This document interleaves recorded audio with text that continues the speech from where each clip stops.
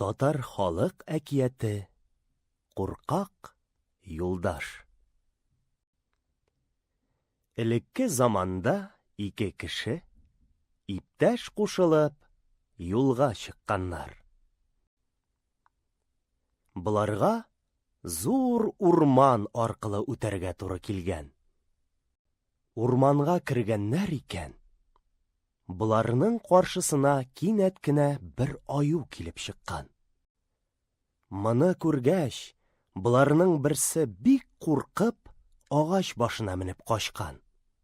Икенчесе, үлгән булып, тиз генә сузылып яткан.